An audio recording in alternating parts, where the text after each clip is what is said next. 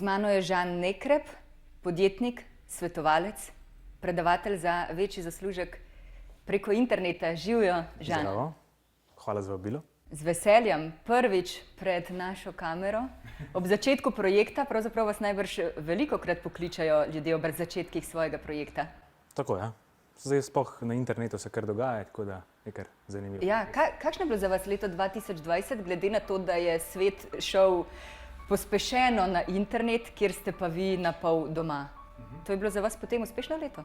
To leto je bilo kar uspešno, ja. Čeprav sem imel prej neke konference poslovne, pa sem mogel tisto ustaviti, ampak je bilo vseeno uspešno leto, ker internet pa to je pa res zaslužek preko spleta, je moja prava tematika, no. Tista, ki me res veseli, pa jo že kar dosti let upravljam. Ja, kako ste odkrili in razvili to delo, ki ga zdaj obvladate?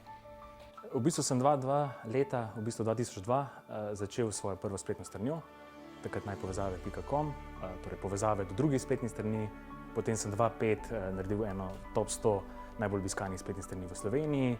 Potem sem 2011 leta ustanovil revijo Kužek in Mucek, 2019 prodal, začel s konferencami. Skozi pa sem v bistvu zaslužek preko spleta, bilo pa tisto moje področje, ki sem ga celo življenje se z njim ukvarjal, za sebe, za druge, in to je pa res tisto, kar me najbolj veseli.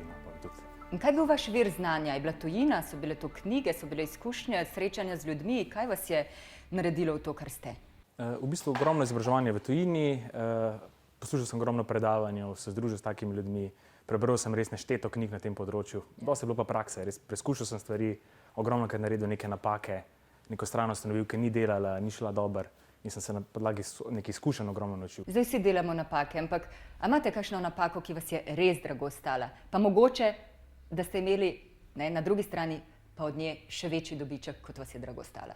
Mogoče je bila neka taka zadeva, da ne vem, da sem ustanovil recimo to prvo stran najpovezave.com, da je bila presplošna, v bistvu preveč stvari je zajela in nisem mogel več to skrbeti na ta način, tako da ta napaka je bila neka izkušnja, da včasih se je boljše v neko stvar specializirati, pa tam biti boljši, kot pa kar naenkrat biti za vsa področja ne moreš biti dober na ta način.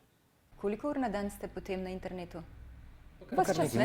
Ves čas. Ne, rajši vprašam, koliko ur na dan niste na internetu? Ja, takrat, ko spim, pa če športa, pa take stvari, tako je. Ja.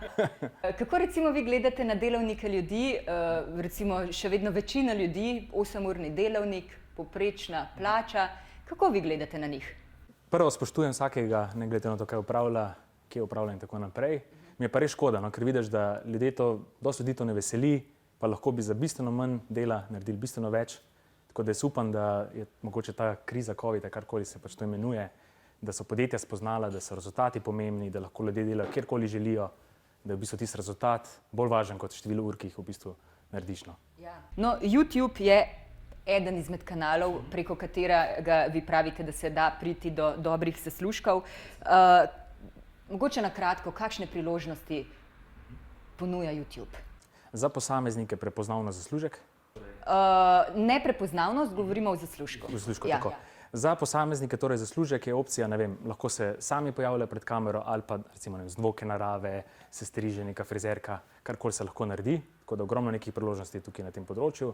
Za podjetja pa nov kanal, novi načini prodaje, lastnik je Google, torej lahko pridete tudi na dobre pozicije v iskalniku Google, tako da YouTube res veliko omogoča, druga najbolj obiskana stran na svetu in priložnosti so. Kako dobro ga poznate, kako v drobovje globoko ga poznate YouTube?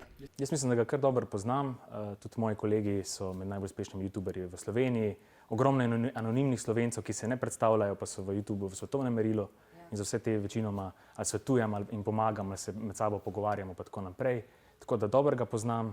Je pa res, da se stvari hitro na internetu spreminjajo, torej vsake pol leta je neka novost, če ne slediš, v bistvu hitro prideš si za tisto zadevo, ki se pa spremeni. Pa recimo, a ima po vaše vsak enako možnost za uspeh in zaslužek na YouTubu? Kaj je tisto, kar YouTube želi in hoče in nagrajuje? Najbolj je pri YouTubu važno, da obiskovalce zadržite na YouTubu, ker oni gledajo to stališča številke zaslužka, torej kakovostna vsebina. Če bo nekdo dajal kakovostno, torej ali koristno ali zabavno vsebino, to bo potem tudi YouTube nagradil, bo ta posnetek več prikazoval.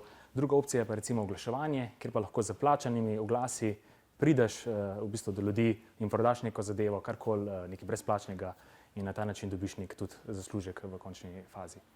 A veste, iz vaših ust se sliši vse tako enostavno, ne? Najbrž obstajajo neke pasti, se drugače ne bi več Posod so pa neke pasti, točno tako. Nihče delal takšne službe, kot jo delajo ljudje.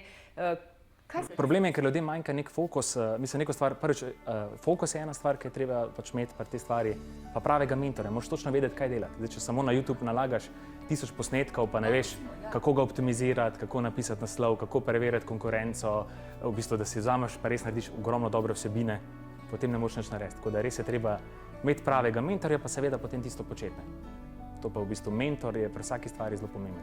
Če bi jaz recimo želel nepremičnine prodajati, če bi imel pravega mentorja, bi jih verjetno takoj prodal dražji, pa zaslužil ali karkoli, če ga pa nimam, pa bom to težko naredil, ker se z nepremičninami ne ukvarjam. Zdaj, če gledava razvojno, ne, a je YouTube zdaj v tem trenutku, ko midva govoriva, je YouTube že za časom, je večno aktualen ali tisti višek YouTuba šele sledi? YouTube je trenutno druga najbolj obiskana stran na svetu, tako da je seveda zelo aktualen. Mislim pa, da rast ne bo več tako hitra, kot je bila v preteklosti, torej po številu uporabnikov. Bo pa veliko teh uporabnikov postalo kreatorjev, tukaj pa še potencialno, torej več bo kanalov, več bo neke konkurence na tem področju, ampak mislim, da še ni za časom, priložnosti so še vedno. Je pa treba biti seveda boljši, bolj mogoče znati neke stvari, pa tako naprej, ne, pa sledi zadevam, ne. Vemo, par fenomenov recimo, ne, se je rodilo na YouTubu. Ne vem, številke ogledov so vrtoglave, mislim, sploh si ne predstavljaš, koliko je enih ogledov, mogoče nekih posnetkov, za katere na prvo žogo bi rekel, pa kdo bo to gledal, ne? Ja, to je res. Kaj je tu zadaj, recimo, kakšne so neke zakonitosti zvezdništva na YouTubu? Kdo postane YouTube zvezda v primerjavi recimo s televizijo ali pa s kakšnim drugim medijem? Kaj YouTube hoče, ja? YouTube, mislim, da slediš nekemu trendu, kar je zanimivo. Zdaj so recimo, ne vem, teorije proti covidu je zanimiva ali pa karkoli neke stvari, ki so takrat aktualne, take stvari zelo dobro delujejo. Torej, pogledajte treba, kateri posnetki so mogoče najbolj priljubljeni, pa na ta način dobiš ogromno idej recimo za neko vsebino. Že to je recimo prva taka stvar, ne. Ja, ali je možno, se pravi, nekdo ima perfekten posnetek, dobro vsebino, slabega mentorja. Na drugi strani ima pa nekdo predvsej brezvezno vsebino in vrhunskega mentorja. Kaj bo bolje prišlo skozi na YouTubu? Po moje bo tam nekje, ker je vsem pomembno, ne, lahko imaš dobrega mentorja, če je slaba vsebina, dolgoročno ne moreš uspeti. To je v vsakem poslu, si lahko mogoče kratek čas, ne. Tiska bo pa za neko dobro vsebino, pa slabega mentorja, pa nalagal, pa naredil 100 posnetkov, bo pa dolgoročno mogoče. Tako da bo ravno nekje na enakem načinu, bi rekel, no. Vsem je pomembno, zelo dobra vsebina, pa pač ne, čim boljši mentor, absolutno, ne. Kaj vam pomeni vaš poklic? Vas žene samo denar, glede na to, da ves čas govorite o zaslužku preko YouTuba, vas žene še kaj drugega?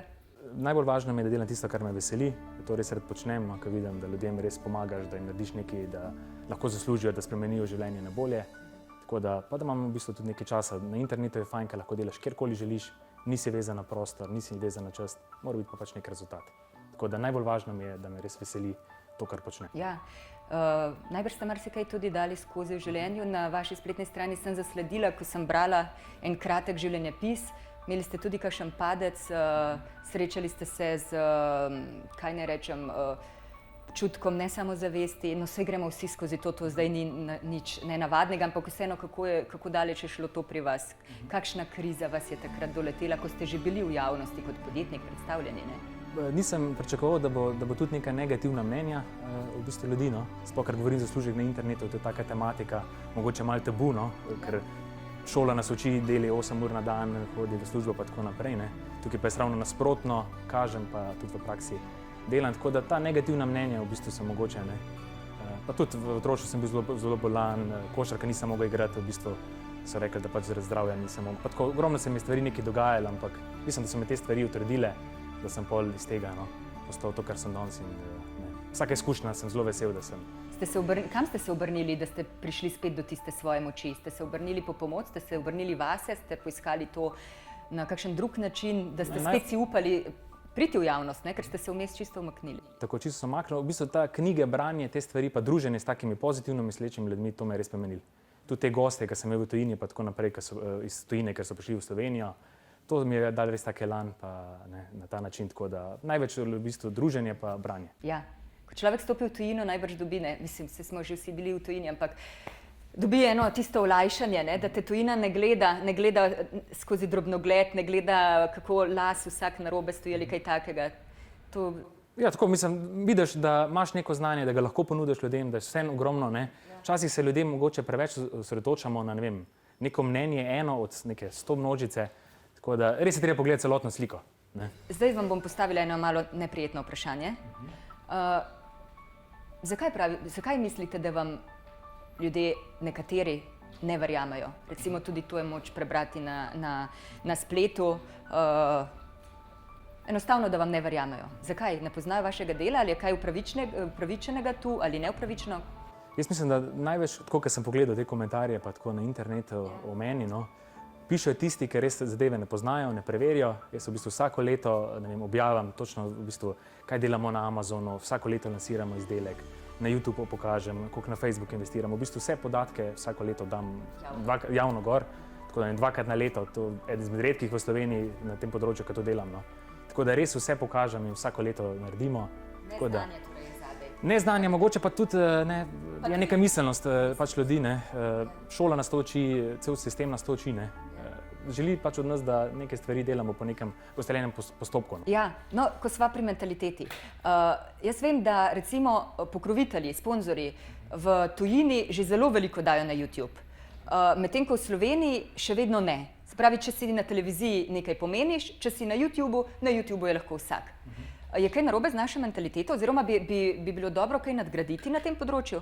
Mogoče, če ne vejo, kakšne priložnosti so na YouTubu, oglaševanje je res zelo poceni. Jaz mogoče v Sloveniji sem med največjimi oglaševalci na YouTubu in res vem, da se res plača za 30 evri, 40 evri lahko 1000 ljudi takoj dosežeš, tako da res lahko ogromne rezultate delaš in ljudje še podjetja mogoče še ne poznajo te priložnosti. Mogoče se trenutno osredotočajo bolj na Facebook, ampak jaz mislim, da v roku leta, dveh bo to... Se pa na vas obračajo tudi recimo velika podjetja, tudi uspešna podjetja, ja? Ja, tudi so kakšna uspešna podjetja, sploh te konference dobil kar nekaj. Polne, ne? Polne imate recimo tudi predavanja, vaša so polna, to lahko vidimo na... Ja, takrat pred Covidom je bilo to res, je bilo fajn, smo imeli kar fajn konference, Amazon največja v Sloveniji, Zaslužek na internetu največja v Sloveniji, za Google je bila največja. Tako da neke konference kar zanimivo. Te brezplačne webinarje omogočate vsak teden. Po vaše, koliko ljudi se že odloča za tak posel, se pravi zaslužek preko interneta, Slovencev? Stalno več, zato ker pač so dejavnosti zaprte in ljudje iščejo nove priložnosti. Prek interneta pa zdaj v bistvu nekaj pa skupnega na internetu pa vse raste, po celem svetu. Ljudje pa pač več kupujejo preko interneta, so prisiljeni v to. Tako da tukaj je zdaj stalno več ljudi sprašuje, jih zanima. Je kar zanimanje, zdaj v tem času. Vi dajete tudi veliko vrednost Amazonu, zdaj tudi Slovenci pred koliko, 2 letoma? V bistvu od 2020 februarja lahko Slovenci prodajamo na Amazon v Evropi. To je v bistvu novost, ja. Vi javno prikazujete popolnoma cel postopek od A do Ž. Brezplačno dam cel postopek, ki ga lahko uporabijo. In v bistvu nič ne zahtevam zameno, ampak vem, nobene pasti ni. Jaz vem, da če bom dal 500 ljudem ali pa 1000 ljudem nekaj brezplačno, me bo 100 preporočal naprej. Ena stranka bo pa mogoče rekla, Žan, ok, to si mi vse dal, jaz bi pa rada tebe najela, da bi mi individualno svetoval in potem tista stranka pokrije vseh ostalih 500 ali pa karkoli. Tako da delam na čist tak drugačen način kot ostali. Svoj sistem in res me to ljudi sprašuje, kako lahko daš vse brezplačno, ampak dolgoročno je v bistvu večja korist. Iz tega, tako da... Koliko vi potrebujete, da raziščete en izdelek? Ker pravite, vsa skrivnost je v tem, da kupiš izdelek po nižji ceni in ga prodaš, jasno, to je prvo pravilo prodaje. Mi to naredimo v parih tednih, zdaj mogoče nekdo bo rabil nekaj več časa. Kar je tukaj najbolj pomembno, obstajajo programi, s katerimi lahko vidiš točno, koliko prodajalci drugi delajo, koliko prodajajo. Vse te priložnosti lahko oceniš, potem ročna raziskava na Amazonu, pogledaš, kaj ima konkurenca, slaba mnenja, v bistvu naj ljudi zanimajo, kaj jih moti, izdelek je v črni barvi, zakaj ni v rdeči, slabo se odpira, karkoli. In vi ga daste v rdečo, ga naredite, da se dobro odpira, povečate ceno, prodate. Imam inšpektora v Kitajskem, ki preveri potem izdelek in se direktno iz Kitajske pošlje recimo v ZDA. In vi delate to iz svojega stanovanja v Ljubljani? Točno tako. Vse izdelka sploh ne vidim, se prodajajo v ZDA, Kanadi, tako da čist avtomatski sistem. Žan, od 10 izdelkov, ki ste jih na ta način začeli prodajati, koliko jih je imelo uspeh, se pravi, da vam je preneslo od 10 povprečno dobiček? V začetku sem prve 2-3 izdelke naredil napačne, takrat nisem imel znanja, nisem vedel, kako raziskati stvari, šel sem v neke konkurenčne niše. Tako da te izdelki so bili napačni, sem se komi pol pokril oziroma pa nekateri sem naredil zgubo. Potem pa zdaj naprej pa mi v bistvu jih pa že večina prenaša res kar dober zaslužek. Zdaj prodajamo v ZDA, Kanadi, potem zdaj pa kmalu bomo šli v Nemčijo. Ja, rekli ste, obračajo se razni podjetniki k vam, na vas. Za katera podjetja pravzaprav je to primerno? Boste rekli, da je čisto za vsakega posameznika podjetnika in za vsake veliko podjetje to primerno, ali je za koga bolj kot za nekoga drugega? Govoriva o Amazonu. O Amazonu, ja. Tako, Amazon je primeren seveda za slovenska podjetja, ki imajo nek zanimiv izdelek. Je pa treba gledati, da ni preveč konkurenčna niša. To je lahko težava. Naprimer, neko podjetje, ki ima kozmetiko, ne vem, v Nemčiji, pa če je nepoznano, bo zelo težko prišlo zraven, ker so že, ne vem, velike znamke nadzorujejo, ogromno je treba za marketing. Torej, podjetja, ki niso v taki konkurenčni niši, pa imajo nek mogoče inovativen izdelek, ne, pa da res imajo pač neko, mogoče, da pozna jih nekdo že v nekem trgu, kateri želijo vstopati, ali pa saj, da imajo neki za marketing denarja. Vaša vizija?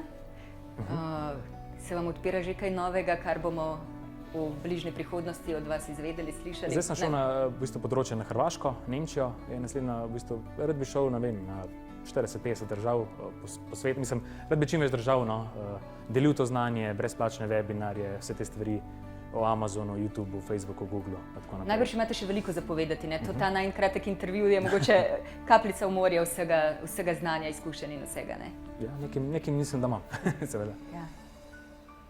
Zelo zanimivo področje, pravzaprav za mnoge še neraziskano in velike priložnosti so tu zadaj. Tukaj na internetu so res stvari šle zelo hitro, no. Ravno danes sem prebral nek intervju od Pošte, recimo Slovenije, kjer so rekli, da jih je ravno ta čas v bistvu za 3 leta prehitel, tako da ljudje so zdaj res na internetu.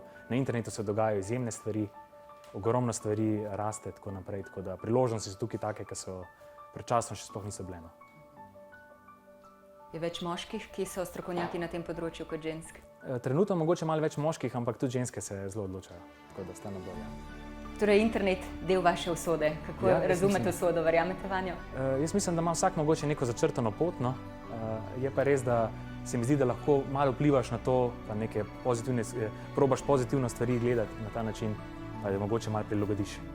To je v bistvu moje mnenje, no. Da vseeno lahko malo si pa lahko zamenjaš to, koriš to v bistvu zadevo, ne. In vaš kompas je to, da se imate v življenju dobro? To, da res delam tisto, kar me veseli, mi je najbolj pomembno. Tudi če bi manj zaslužil, mi je važno, da lahko ostanem kdaj želim, da lahko delam kje želim, pa da res delam tisto, kar me veseli, pa da vidim neke pozitivne rezultate ljudi, da jim nekaj spremeni življenje na bolje. Pa to, če enemu na, ne vem, 1000, v bistvu, ki gleda webinar, je to čist dovolj. Super. Hvala za ta pogovor, Žan Nekrep. To je bil Žan Nekrep.